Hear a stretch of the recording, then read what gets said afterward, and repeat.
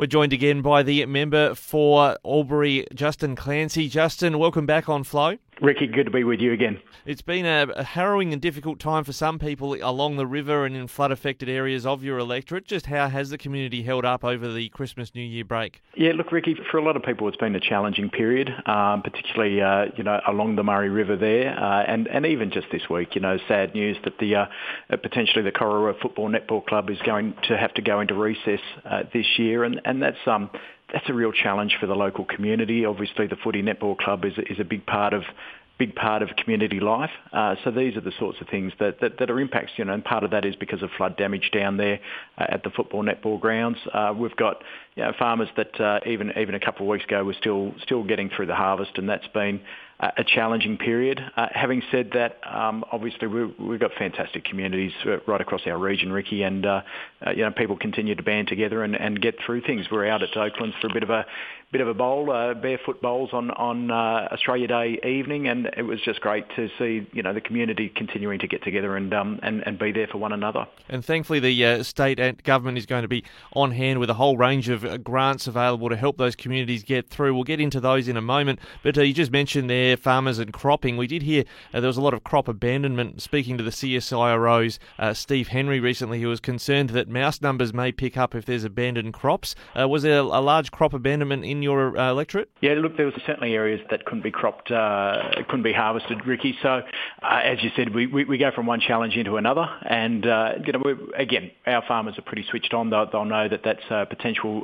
challenge, and being in consultation with LLS and local agronomists and veterinarians help plan out what's the plan forward. Do we need to be getting in and baiting at certain points? Do we need to be mindful of these issues? So, as I said, that's the nature of farming. You go from one challenge to another, but being aware that certain conditions will put in place the path for the next challenge. Well, there's plenty of challenges in the rebuild when it comes to a lot of affected infrastructure, but before we get to that, the Stronger Regional Communities Fund, some great injections of funding into some of our local communities, particularly in the Federation Council area. Ricky, the Stronger Country Community Fund is something New South Wales Government is. This is the fifth round of it now. I just love this funding in the sense that it enables local communities. For example, out at Urannah, the Urannah Camp Draft is a big part of the community scene out there. So it's great to see funding go towards the Urannah Caravan Park, because again, we see so many of our that bush tourism, people travelling around in their campers, pulling off looking for a camp place. So see funding going to Urannah Caravan Park in that regard, but even things like the Corowa Pony Club. This is a fantastic small community group. They've got up to 50 riders now, helping getting in our youth involved out of the houses onto ponies, getting involved in the local community. So these are the sorts of projects that are being funded, Ricky, right across our community, right across the state, and it's just so exciting to see locals putting their hand up for particular projects, for councils, and then for the New South Wales Government to back them in with some funding. And it's really positive to see what this is doing right across our state, transforming a lot of infrastructure, club rooms, as I said, pony clubs, you name it. The funding's been going right around our state. And I noticed that there's been a special amount of funding. Is it $1 million that's gone to Federation Council from the state government to help with, coping with the impacts of flooding as well? Yeah, that's been a big part of it, hasn't it, Ricky? I mean, obviously, you would know this too from your part of the world, right across the state, how our roads have been smashed up, our infrastructure's been impacted by the floods, and for me it's been really critical to see that funding go to help that necessary rebuild in that regard. We had the $50 million across for pothole repair in December alone, and then $500 million or $500 million announced by the New South Wales Government to get in there, make sure that we've got that repair work underway for our road infrastructure.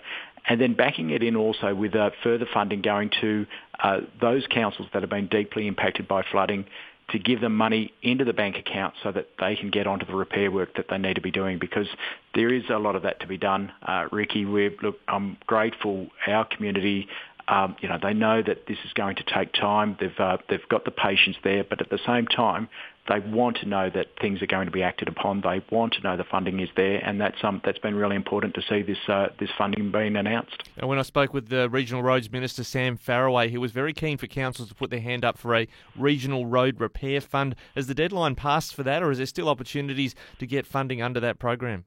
Yeah, look, certainly the opportunities are there, and Sam knows this. I've spoken to Sam. I caught up with him in Griffith just before Christmas. He's been right across our road network. He's got a pretty strong understanding, Ricky, about the damage that's been done and the work that needs to put into place to get back on track. So New South Wales Government is very much looking to work with our local councils to make sure that that repair work is done.